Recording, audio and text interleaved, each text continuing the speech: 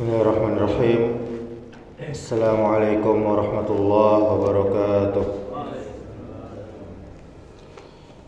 Alhamdulillahi rabbil alamin, allazi arsala rasulahu bil huda wa dinil haqq liyuzhirahu 'ala ad-dini kullihi wa kafa billahi shahidah. Asyhadu an la ilaha illallah wahdahu la syarikalah wa asyhadu anna Muhammadan abduhu wa rasuluh, amma ba'du.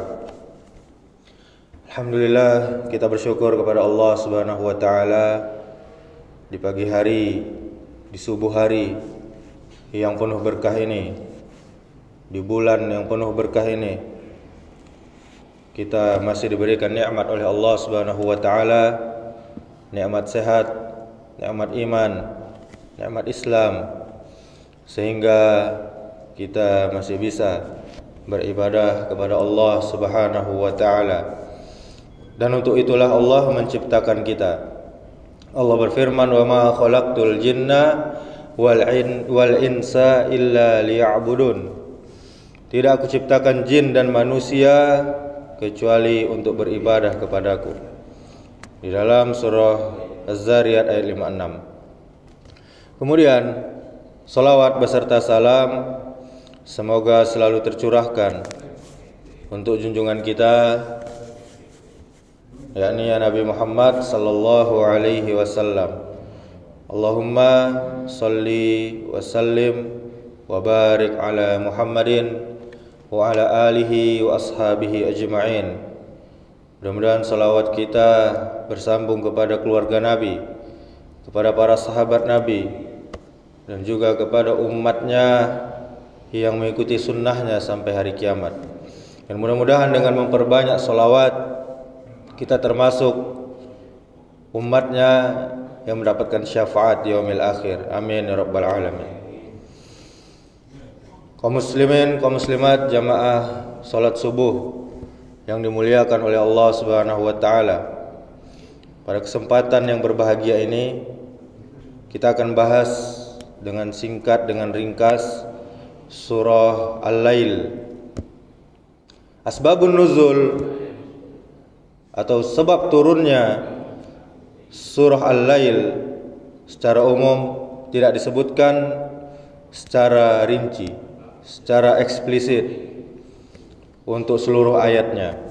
Tetapi para mufassir, ahli tafsir menyebutkan bahwa sebagian ayatnya, khususnya ayat 5 sampai ayat 21, turun berkaitan dengan sahabat yang mulia, yakni Abu Bakar As-Siddiq radhiyallahu anhu.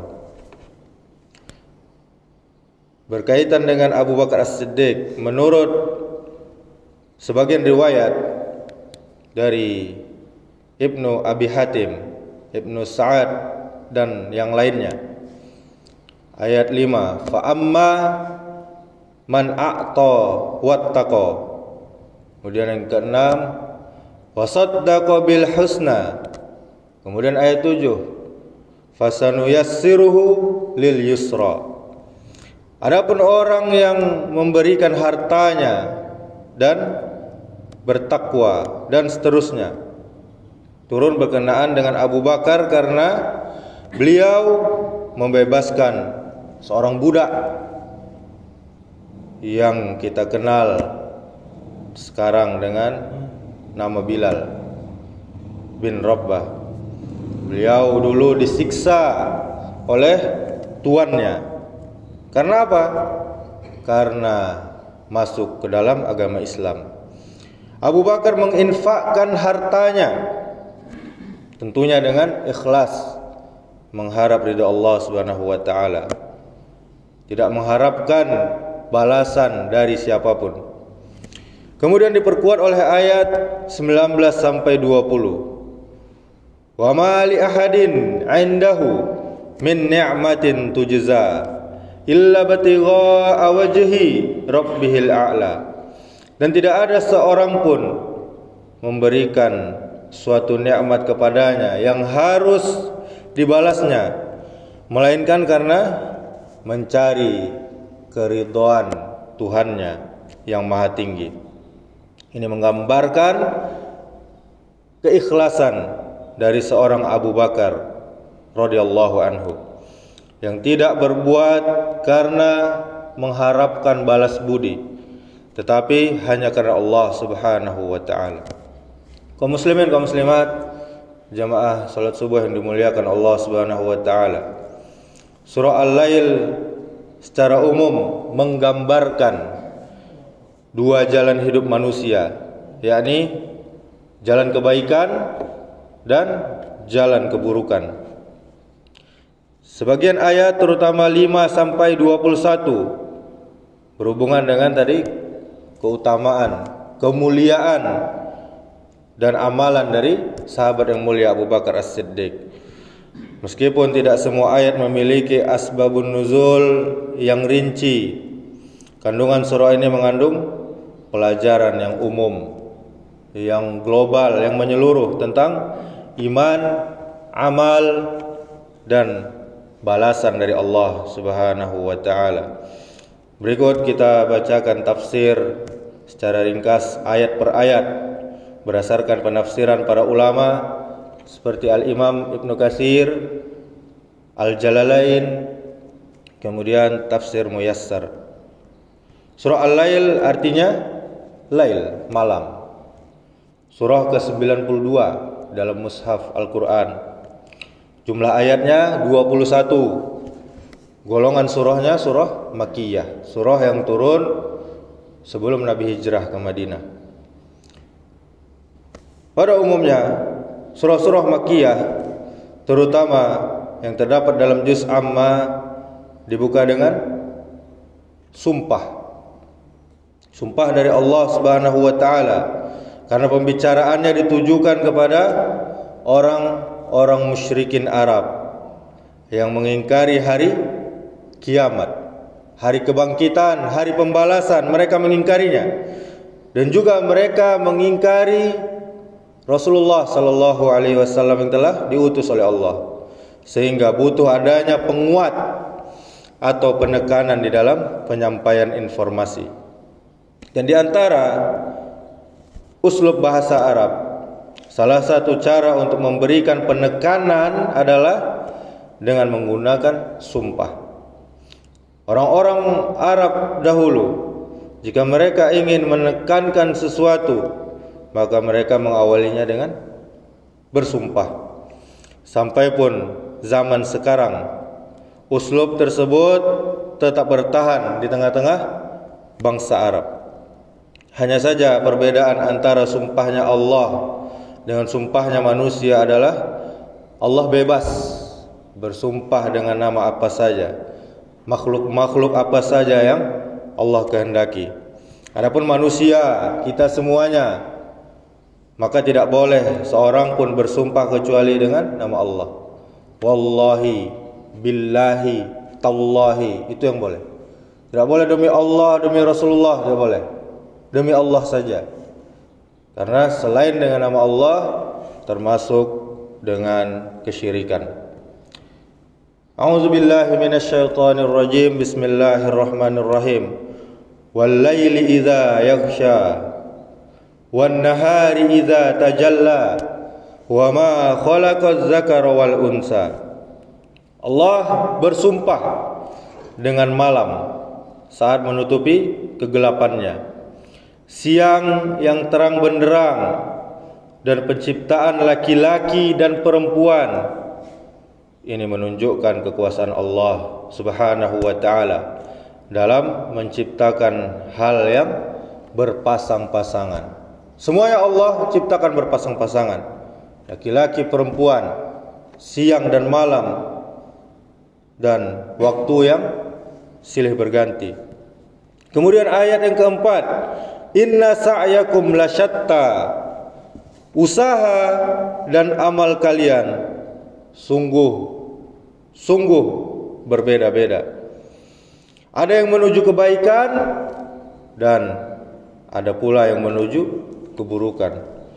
Kemudian ayat 5 sampai 7, famma man a'ta wattaqa wa saddaqa bil husna fasanuyassiruhu lil yusra. Barang siapa yang memberi, yakni maksudnya bersedekah, bertakwa, kemudian membenarkan, yakni al-husna. Apa al-husna? Yakni kalimat tauhid atau balasan surga. Maka Allah akan memudahkan baginya jalan menuju kemudahan.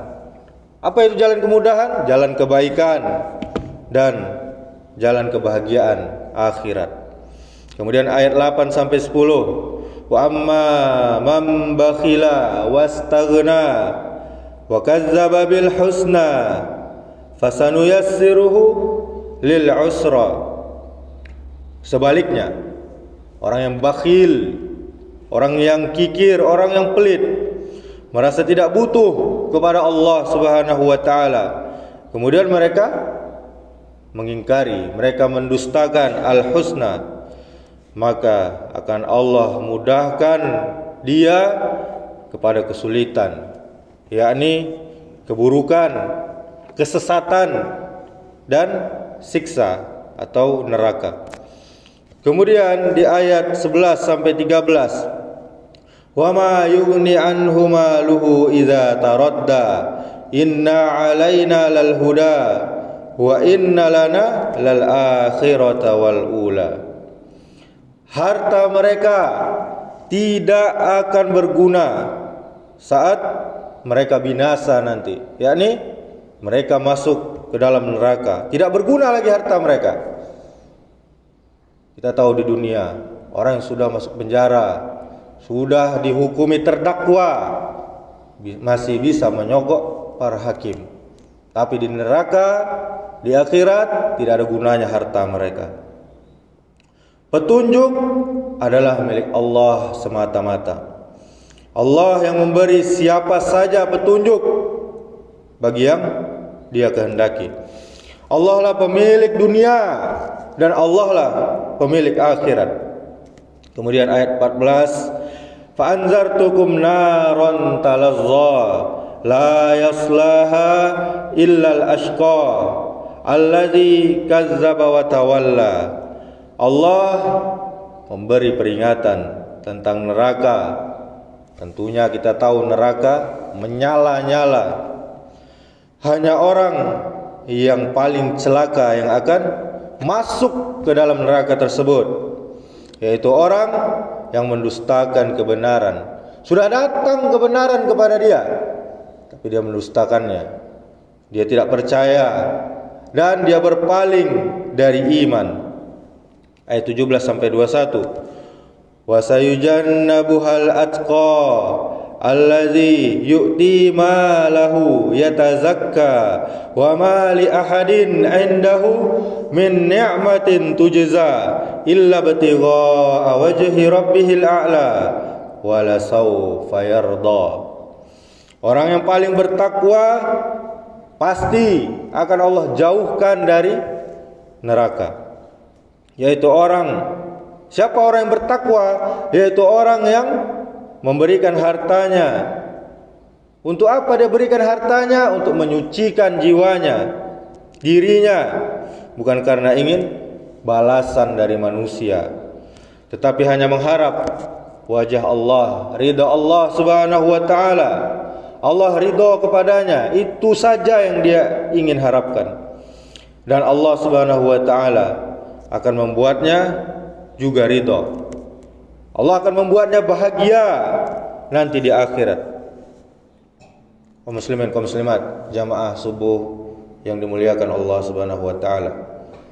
Hikmah, pelajaran dari surah Al-Lail ini. Allah Subhanahu wa taala membagi manusia tadi dalam dua kelompok. Yang bertakwa, yang dermawan, dan yang kikir, yang bakhil, serta yang durhaka kepada Allah Subhanahu wa taala. Amal manusia tentunya berbeda-beda dan akan diberi balasan sesuai niatnya, sesuai usahanya. Dan kemudian keikhlasan dalam beramal itu yang paling penting. Ikhlas adalah amalan hati yang tidak bisa dinilai oleh siapapun. Ikhlas tentunya hanya mencari ridha Allah Subhanahu wa taala. Kemudian dunia dan akhirat tentunya milik Allah Subhanahu wa taala. Hanya kepadanya saja tempat kita kembali. Kemudian hidup tentunya adalah pilihan. Pilihan. Allah kasih kita pilihan. Jadi nanti Allah masukkan kita berdasarkan pilihan kita di dunia ini. Pilihan antara jalan kebaikan atau keburukan. Jadi orang-orang yang masuk neraka nanti, Bapak Ibu, itu bukan karena Allah zalim. Itu inyo yang memilih. Bukan karena Allah zalim, Allah jahat kepadanya, bukan. Tapi itu adalah pilihan dia sendiri. Kemudian Allah Subhanahu wa taala tentunya memberikan balasan sesuai usaha kita. Kemudian ikhlas, sedekah dan takwa adalah kunci dari keselamatan, kunci dari masuk surga. Kemudian harta tidak ada artinya tanpa iman, tanpa amal. Kemudian balasan akhirat tentunya adalah nyata. Ada neraka dan pasti ada surga. Sebelum kita tutup, hari ini tanggal 9 Muharram. Jangan lupa kita untuk berpuasa Tasu'ah. Dan bagi yang belum makan dan minum, alun baniya. Tadi malam alun baniya. Tapi kini alun makan, alun minum. Boleh berniat berpuasa sampai nanti maghrib. Dan besok kita lanjutkan dengan puasa Asyura 10 Muharram. Karena dalam hadis wa an Abi Qatadah radhiyallahu anhu anna Rasulullah sallallahu alaihi wasallam suila an siyamin yauma Asyura faqala yukaffiru as-sanatal madiyah. Rawahu Muslim. Dari Abu Qatadah radhiyallahu anhu bahwa Rasulullah sallallahu alaihi wasallam pernah ditanya tentang puasa hari Asyura 10 Muharram. Beliau menjawab, puasa tersebut dapat melebur, dapat menghapus dosa setahun yang lalu. Hadis riwayat Muslim. Dan 9 Muharram kenapa kita berpuasa? Untuk menyelisihi orang-orang Yahudi. Demikianlah, semoga kajian tafsir Al-Lail yang ringkas ini bermanfaat, menambah ilmu, iman dan takwa kepada Allah Subhanahu wa taala. Subhanakallahumma wa bihamdika asyhadu an la ilaha illa anta astaghfiruka wa atubu ilaik. Assalamualaikum warahmatullahi wabarakatuh.